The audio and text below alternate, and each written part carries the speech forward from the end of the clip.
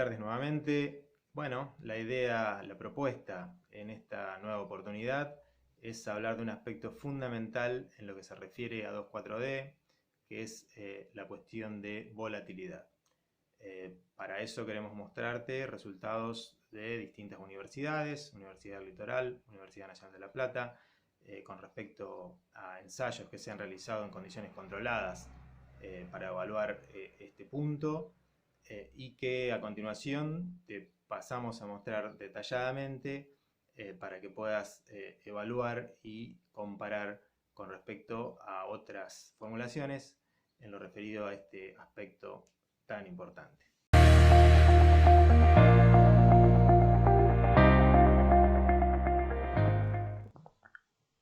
Bueno, muy bien.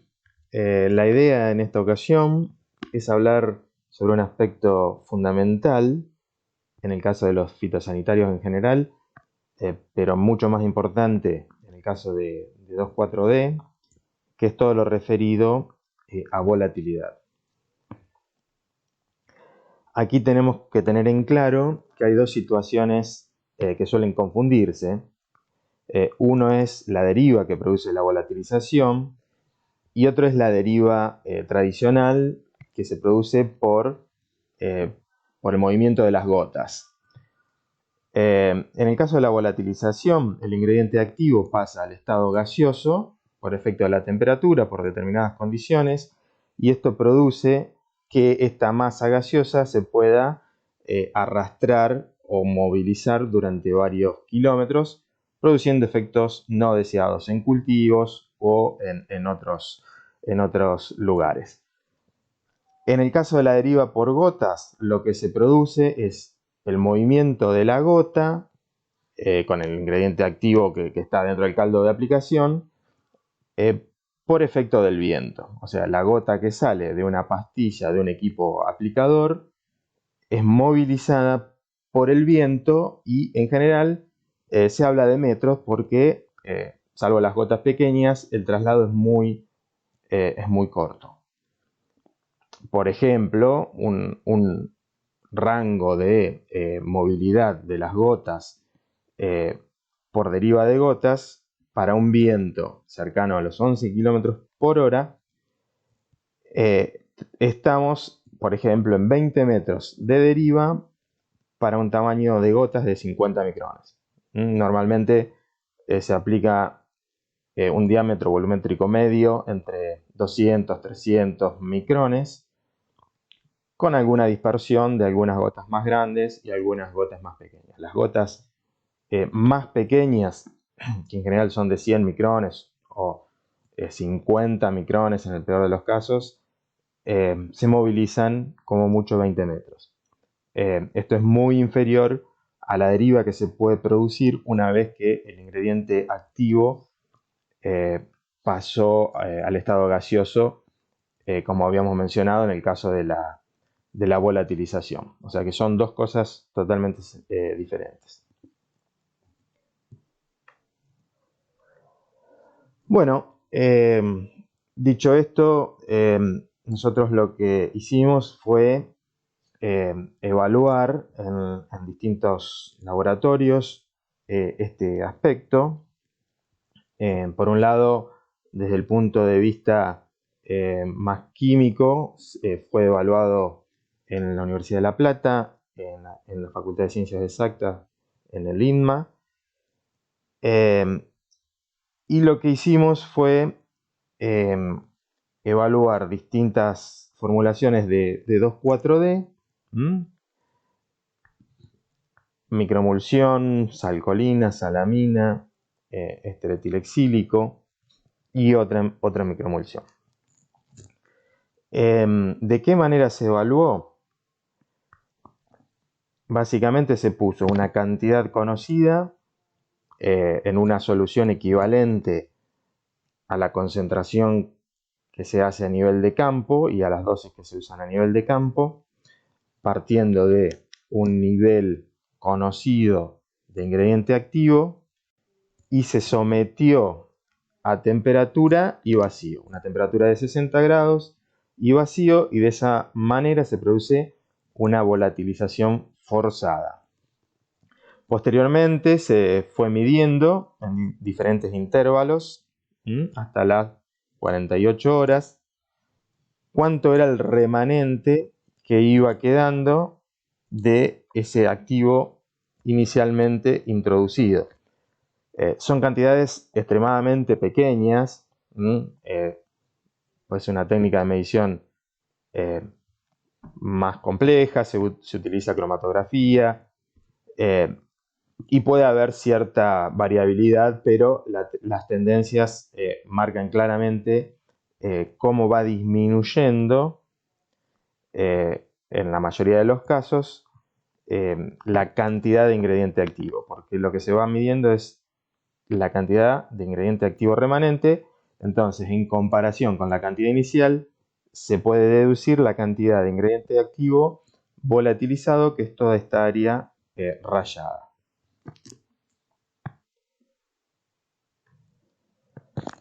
Bueno, ¿cuáles fueron los resultados? 48 horas después de iniciado el trabajo y sometido a vacío y 60 grados de temperatura. Bueno, en el caso de Weizen, con una dosis equivalente a 1 litro por hectárea, se pudo observar que 48 horas después de sometido a estas condiciones, nos queda un remanente, o sea, se volatilizó una cantidad de un 33% con respecto a la cantidad inicial. La microemulsión de la competencia, una situación similar, se volatilizó un 34%, salcolina se volatilizó un 44%, y el éster etilexílico, el 2,4-D éster etilexílico, se volatilizó prácticamente el 90% en estas condiciones. O sea que claramente se puede observar cómo difieren los comportamientos de las distintas formulaciones.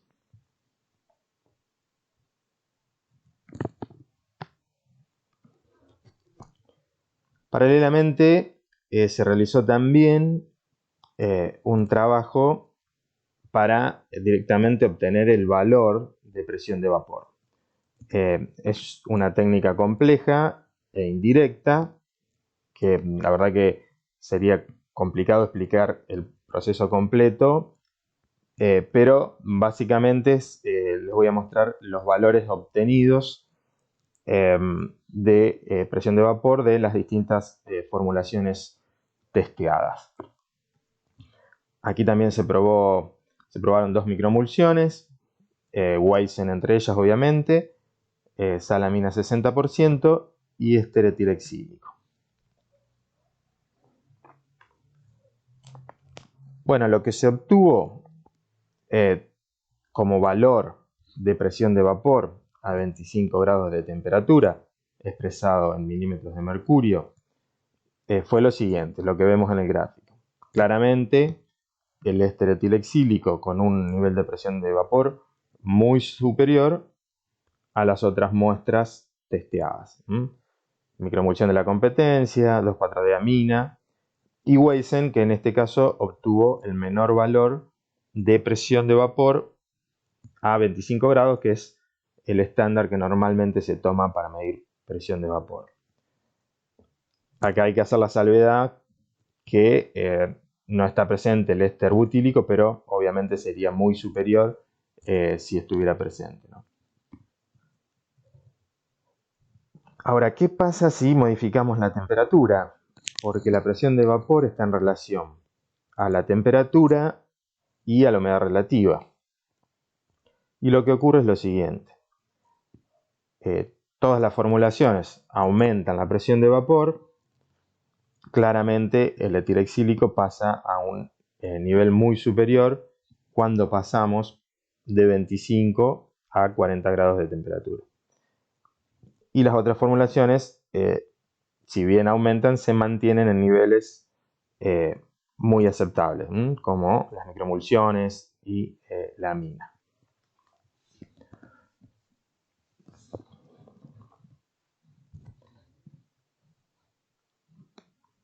Bueno, también realizamos trabajos con material en vivo, porque hasta ahora lo que vimos es netamente de laboratorio, observando el comportamiento de la formulación y mediciones duras, digamos, con respecto al parámetro volatilidad. En este caso lo que medimos en este trabajo que les voy a presentar a continuación es el efecto en material vivo. Para eso se evaluaron distintas formulaciones, salamina al 60, salcolina, éster butírico, éster etilexílico, 2 dosis de Weizen y agua desmineralizada como un testigo. Las dosis que parecen caprichosas, en realidad se hicieron para igualar todo a 730 gramos de equivalente ácido por hectárea. Inclusive hay una dosis de 1,5 litros de Weizen, que en este caso tiene menos equivalente ácido, pero es la dosis que equipara en eficacia a nivel de campo al resto de las dosis probadas de las otras formulaciones. Entonces también quisimos introducirla porque es la dosis que realmente se utilizaría si quisiéramos tener el mismo efecto que las otras formulaciones. Esto se realizó en la Universidad del Litoral, en la Facultad de Ciencias Agrarias de Esperanza, por el doctor Ignacio de la Ferrera y Horacio Invinkelred.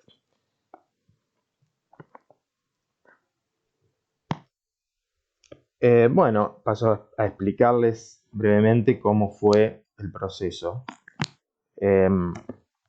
Básicamente, bueno, se pusieron semillas de girasol con suelo típico de la zona, se hicieron germinar y a los 15 días, cuando alcanzaron aproximadamente 10 centímetros de altura, se tomó una maceta más pequeña, la cual se introdujo en una cámara de aplicación, y esta maceta pequeña se roció con las dosis de 2,4-D que habíamos visto anteriormente.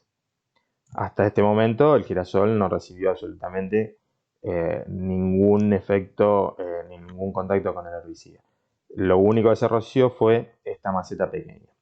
Una vez que se hizo esa aplicación, que es igual a una aplicación de campo, porque es una barra aplicadora y se pueden calibrar las dosis, la velocidad de movimiento de la barra. Una vez que se realizó la aplicación, se introduce esta maceta pequeña en el interior de la maceta más grande, a donde están las plántulas de girasol emergidas. Posteriormente se tapa con una bolsa, formando lo que se llama un biodomo, que es un sistema cerrado, en donde la volatilización que se produzca en esta maceta pequeña va a estar en contacto con las plántulas de girasol, que sabemos que es muy sensible al 2,4-D. Bueno, se realizaron dos grupos, con grupos de macetas, uno con una temperatura entre 18 y 30 grados y otro grupo con temperaturas entre 25 y 35 grados, y ambos se sometieron a un fotoperiodo de 14 horas y una humedad de 50 a 70%.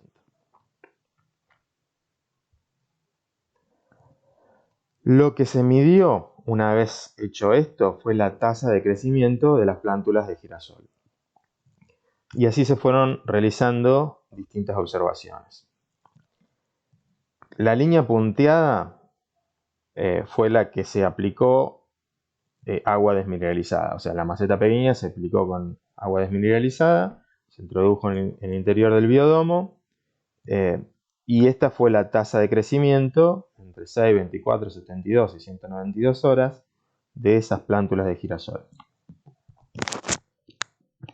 Aquí claramente se ve un efecto muy marcado en el éster butílico. La tasa de crecimiento se redujo drásticamente a las 24 horas. Continuó muy baja en el transcurso del trabajo. Otra cosa que se ve claramente es cómo el éster etilexílico también produce una disminución, no tan violenta como el éster butílico, pero también se observó una disminución, sobre todo a partir de las 72 horas.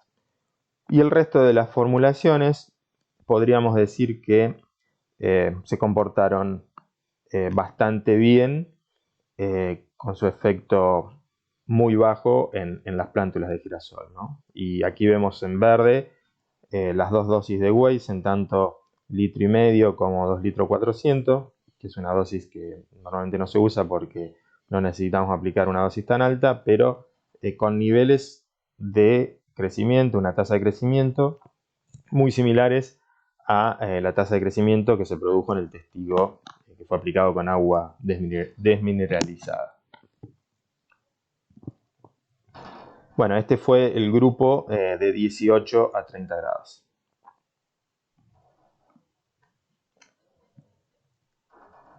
Bueno, y esta diapositiva quería mostrarla para que se observe el efecto, cómo es el efecto visual. A las 24 horas de aplicado, qué pasó en el grupo donde se había aplicado agua versus el grupo donde en la maceta pequeña se había aplicado éster butírico. Ya a las 24 horas se mostraban síntomas visibles, muy claros, y cuando se somete al pesado de las plántulas se observa una violenta detención de la tasa de crecimiento. Bueno, ese es un poco el resumen de la información disponible que hemos podido realizar con estas instituciones en este aspecto y pensamos que son datos fundamentales ya que el tema de volatilidad es un tema crucial en lo que es 2,4-D. Así que muchas gracias, espero les haya resultado de utilidad.